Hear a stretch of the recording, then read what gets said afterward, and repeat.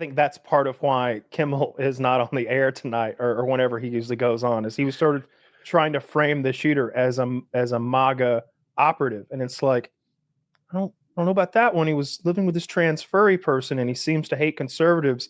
And they're like, oh, but his parents are. Yeah. How many times on Reddit have you seen someone be like, my parents are MAGA, but I'm a tanky. like that's so common that you've got some commie raised by MAGA people. Mm-hmm. Yeah. I mean, it seems young people are just very liberal. Like I know I was much more liberal when I was off the air because he got a fact wrong. Right. And if you look at the phrasing, I don't think he didn't even say he was MAGA. He said they're trying everything they can to distance themselves, implying that he was MAGA, which is, pretty close. But it's not that he got a fact wrong. If that was the case, fucking every journalist on the air would probably be canceled. And Donald Trump said he was going after Jimmy Kimmel next back in July. And then he did. And the FCC threatened to take away their broadcasting license unless they got rid of it. It's because he didn't support the president. This is a crackdown on comedians. I disagree on he was very deliberately, because this was a known thing. This was last night. He said that it was, he said, the MAGA gang desperately trying to characterize this kid who murdered Charlie Kirk as anything other than one of them. It's very, to me, cut and dry. He's saying it's one of them, and they are frantically trying to characterize it as anything other than that. He's saying it was a MAGA guy, and that's not a mistake at that point in time. It's like he's doing this deliberately to push a narrative. Like, he didn't make, it's been understood for days, like most of this entire week who did it. I need and to then know, there was a Groyper confusion, I'll call it, right? Like there was a point where it's like, we don't know if this guy is a Groyper, we don't know if this guy's a liberal. Like it just wasn't known before the texts came out. I don't think the Groyper thing was ever genuine. That always felt like a very obvious red herring to me. Like just the messages on the bullets, the choice of target. Like to me, it seemed cut and dry. And I saw, I'll have to find it. Like they're saying he violated an FCC thing by deliberately sharing misinformation with the goal of or not with the goal, but with the outcome of causing harm. And that's what they're saying because it's an FCC. What is the affiliate that Trump said he was going after Jimmy Kimmel back in July? He's going after everybody. He says Fallon too. Now he's going after Fallon. He said Fallon and Seth Meyers were coming. Or he's going after what I mean by that is that Trump threatened so many people that when something bad happens to one of them, I can't definitively say it was because of Trump. I think the timeline is he said Kimmel was next, and then after he got Kimmel, he said he's going after Fallon and Myers. Oh, here Fallon goes down. I'll give it a little credence. This is what they're saying he violated is Section 73.1217. This FCC rule prohibits broadcast licensees or permittees from broadcasting false information concerning a crime or a catastrophe if the licensee knows that this information is false and it's foreseeable that the broadcast of the information will cause substantial public harm. You think all that qualifies? I think he's going after free speech. I think the main thing and dry, it's the affiliate, right?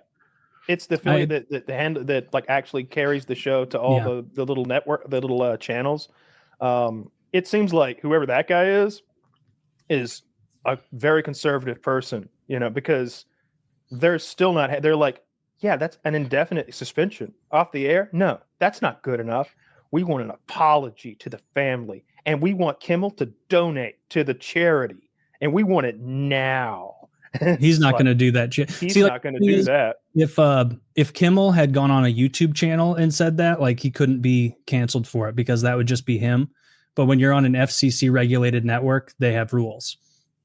And so they're coming after him for breaking or perceivedly breaking a rule about, deliberately sharing information that can lead to harm.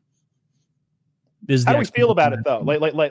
Because I'll tell you this, I'm pretty mixed on the thing. I don't know how to feel. It's one of those where, if you made me a Supreme Court justice and I had sworn on something I cared about, that I would just do what was legal, what was right, what was morally right. Even I'd be like, leave Kimmel alone. He can say whatever he wants. It's freedom of speech.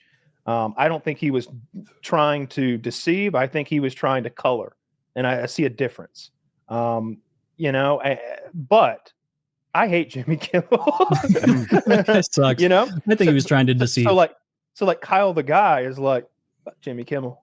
Fuck Jimmy Kimmel. But Kyle, the supporter of freedom of speech, is like, ooh, it's all fine and good when they're taking Jimmy Kimmel off the air. Let's see how it feels when Hannity gets pulled. Let's see how they like that when they take Hannity off. When they take like the number 2 or number 3 radio show in the country off the air. Well, that's because you specifically don't like Hannity for some reason. Why don't you like Hannity? Because these people are propagandists. Their job is to lie to us, and just because one guy gets scooped up in an FCC thing, like they lie to us deliberately all the time. And so I have just very little mercy or pity when I see like obvious propaganda, not mistakes. Like mistakes tend to happen in both directions, not always in one. Like when Hannity makes a mistake, isn't it weird? It always happens to be a mistake that supports his ideological convictions. How queer. Same with like Jimmy Kimmel or list any other people out there in media. And it's like, it's so fucking gay that because of the last 10 years of cancel culture, which, the left did, like now all of politics and all of discourse is just like frantic canceling of each other. Where it's like, oh, well, I guess this is just how political discourse is done. You just cancel people you don't like, and whoever can cancel more people wins. And there's a lot of pushback on this. And from what I can tell, it seems like the right has like 2 options. They can either be like, hey, so guys, the left ruthlessly engaged in cancel culture against us recklessly, unapologetically for 10 straight years, a decade straight. And that was wrong.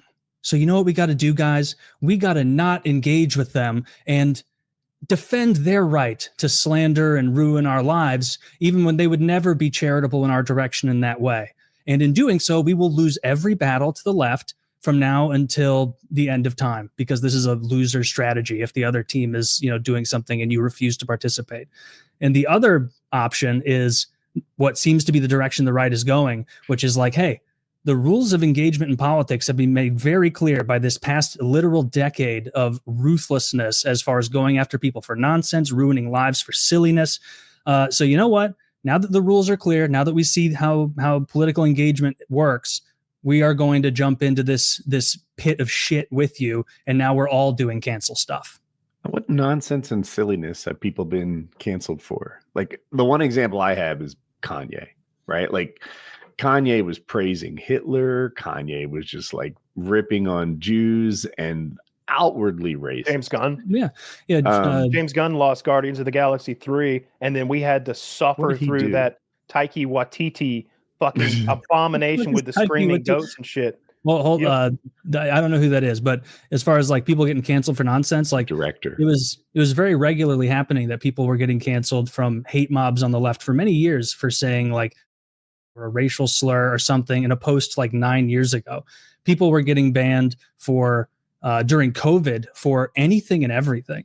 People were getting banned post-election for anything and everything. And by the way, talking about government influencing people's speech, I am much more offended by the fact that the Biden administration had a backdoor contact with social media companies, as reported by Mark Zuckerberg in his interview before Congress, where that administration would lean on them and be like, hey, this narrative about COVID, the people, that needs to be suppressed. That needs to be tamped down. Hey, these people talking about the election, that's persona non grata. That's election denial. Get rid of it. And so seeing Kimmel get canceled isn't nearly as impactful to me as seeing like millions of actual Americans, like working and middle class people trying to engage in discourse, which does happen on the public square of social media, being artificially censored because of a secret little backdoor deal where they were leaning on social media.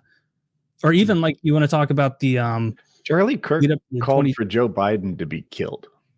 And no, he said Biden, that I'm sorry, executed then. Charlie Kirk called for Joe Biden to be executed, and nothing happened. There was no canceling. There was no repercussions. He just kept on being Charlie Kirk.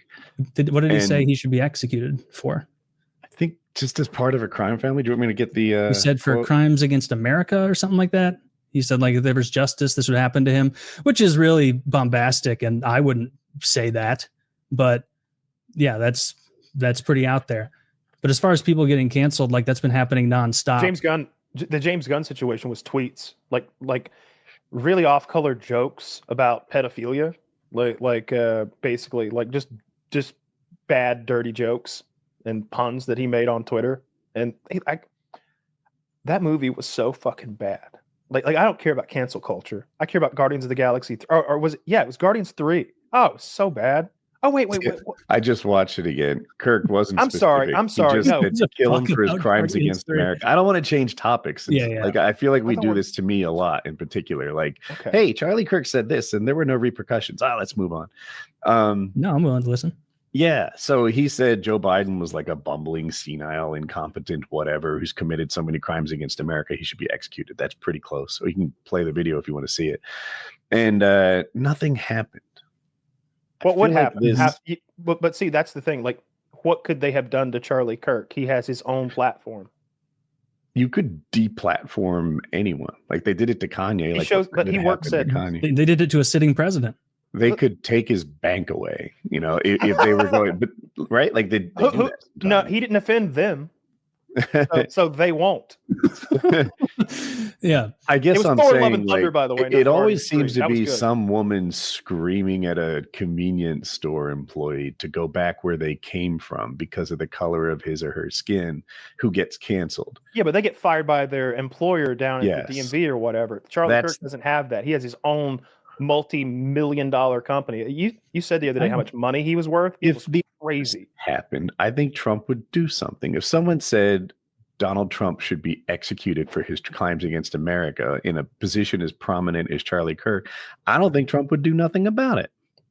People do that constantly. Go on any social media platform; it's everywhere. And when you said that you were like, when do people get canceled? Persons of prominence. Who did it? Like that has a platform. Charlie Kirk had the #1 conservative podcast, right? #1. Yeah, he did. Because Steven Crowder changed his Twitter thing from #2 to #1 as soon as Kirk died. But what a douche. I'm sorry. Anyway, so if the #1 conservative podcaster, the #1 liberal podcaster, called for Trump to be executed for unspecified crimes against America, I don't think Trump would just look the other way and let that go. Yeah, I mean, the kind of proof is in the pudding. Evidence. The pudding is Jimmy Kimmel and Stephen all Colbert. The time. Like there are liberal podcasters out there who say like they wish he was assassinated. Who said that? Like I've seen the clips from like Kyle Kalinske saying like, "Oh, it would have been better if the bullet had hit him." Like that was very very common. His wife's a podcaster too, right? Christy Bell. If they're married, then I guess so. But like this was not an uncommon thing. Like people say violent things about Trump all the time, and I don't think that it's a good example of like, well, the literal #1 guy with the largest platform in conservative moderate media, he couldn't be canceled. It's like, yeah, but like they tried to cancel people over everything. They tried to cancel that dude they tried to cancel the father of the kid who wore face paint at a Chiefs game just a couple of years ago. They tried to cancel the OK guy. That someone in Trump's first administration lost their job for doing this at the camera because the media freaked out and said that's a white supremacist dog whistle. And that was still at a time where the left had all the cultural cachet. And that's what matters when it comes to getting someone canceled, is like how much current cultural cachet you have to wield. And people also just on low levels, like not having their lives destroyed, just simply censored.